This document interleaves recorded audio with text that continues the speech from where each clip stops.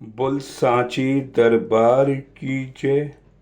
जय जगत जननी माता जी ਤੁਹਾਡੀ सदा ही जय। बोल मेरे दिल वाली सरकार की जय। सिया राम सिया राम सिया राम। हर वक्त मेरे साथ हो, विश्वास रहता है भगवान तुम्हारे प्यार का एहसास होता। रोक लेती है आपकी निश्चत, तीर जितने भी हम पर चलते हैं। ये क्रम है हजूर का, हम पर आने वाले हर मुसीबत को टाल देते हैं। अपनी औकात है कितनी कुछ नहीं बता सकते, कल भी टुकड़े में हम पलते हैं। रोक लेती है आपकी निरस्त, मेरे शहंशाह हजूर जी एक नज़र हम पर भी देख लो। सुना है कि आपकी नज़र पड़ते ही दुनिया बदल जाती है। साथ संगत जी, सावन सिंह जयपुर जी कुछ साथियों के साथ वैष्णो देवी की यात्रा करने गए। बहुत समय पहले संगत जी गाड़ी कटरा तक जाती थी, आगे बस से जाना होता था और उनको भूख लगी। वो एक ढाबे पे गए। ढाबे पे खाने का ऑर्डर दिया। कुछ देर पे एक नौकर खाना लेकर आ गया।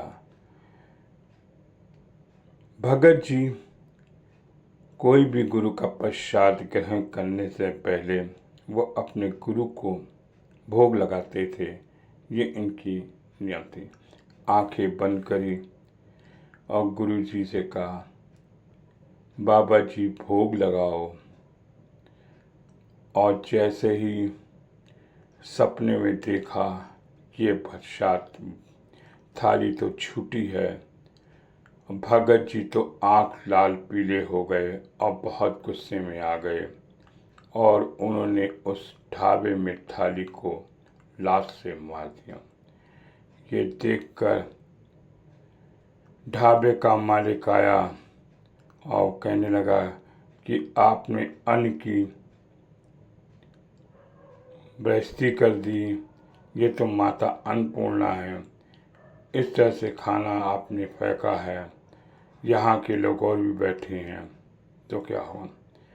तो भगत जी के साथी त्रिलोक जी ने कहा कि हम इसकी पेमेंट आपको दे देंगे, इनको कुछ ना कहिए, ये हमारे पूजनीय हैं। भगत जी ने बड़े प्यार से होटल वाले से कहा कि जिसने खाना परोसा है उसको बुला लाइए। वह नौकर आया। भगत जी ने पूछा, हम वैष्णो देवी की यात्रा करने के लिए बड़ी दूर से आए हैं और तुम भी वैष्णो देवी के भक्त हो, ज़रा प्यार से बताओ, ये जो तुम खाना लाए हो, थाली में दाल लाए हो, ये क्या तुम्हारे यहाँ से एक पहले गाहक खा के गया है, उसकी झूठी दाल भी तुमने मेरे में मिलाकर मक्खन डाल के गरम करी है, ये झूठी हो गई है। इतने प्यार से भगत जी ने लड़के से पूछा और लड़के ने कहा, हाँ जी ऐसा हो गया। तब उनके साथियों ने कहा कि हम आपका इसका पेमेंट दे देंगे, लेकिन हम और कहीं खाना खाएंगे। मालिक ने बड़े दूर से बड़ी ध्यान से बात सुनी कि मेरे जहाँ पे खाना बनता वह 3 कमरे के बाद बनता है। इस बंदे को कैसा पता चल गया, जरूर ये शक्तिशाली है। उसने हाथ जोड़कर विनती करी कि भगत जी मैं आपके लिए दूसरा खाना बना देता हूँ, आप जरूर खा के दें। फिर उन्होंने कहा, ढाबे के मालिक से कहा, इसको मत निकालना, क्योंकि इसने अपनी गलती का एहसास मान लिया। संगत जी, भगत जी जब भी गुरु का प्रसाद का भोग लगाते थे हजूर से बातें कर लेते थे। ये हजूर के ऐसे सेवक थे कि इनको जब आंखें बंद करते थे तो हजूर जी दर्शन आते थे और क्या हो रहा है क्या नहीं। संगत जी निरंतर हमारे घरों पे भी जब कोई खाना बनता है तो हम गुरु के प्रसाद का भोग लगा के खाते हैं। कभी कभी संगत जी गलतियां हो जाती हैं हम लोग से भी, और कभी कभी बच्चे झूठा कर देते हैं और मन बड़ा ही विचलित होता है।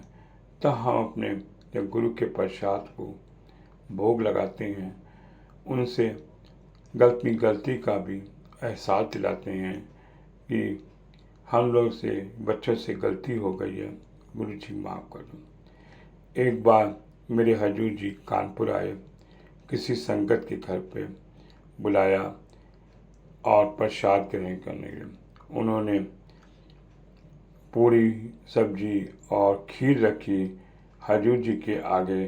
तो हजूर जी बड़ा ही मुस्कुराए और उन्होंने प्रसाद ग्रहण नहीं किया। उनको कहा तुम अपनी औरत को बुलाओ। उनकी औरत आई। उनका बेटी एक बात बताओ, जो तू ये खीर लेके आई है, क्या तूने सुबह अपने दामाद को उस कटोरे में पतीले से क्या खीर खिलाई है?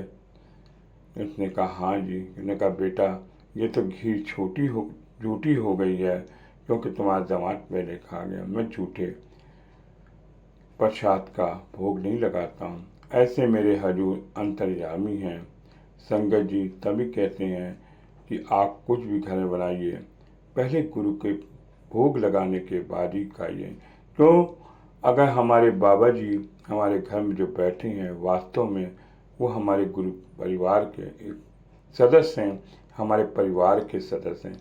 अगर वो भूखे रह जाएंगे तो हम कहाँ से तृप्त हो जाएंगे? जब हम उनको तस्वीर को अपने एक सदस्य के रूप में मानते हैं तो हमें अपने गुरु को भोग लगा के ही खाना चाहिए। अनजाने में तो गलतियां हो जाती हैं, मेरे हजूर माफ़ कर देते हैं।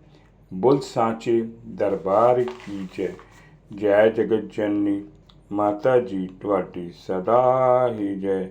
बोल मेरे दिल वाली सरकार की जय। सिया राम सिया राम।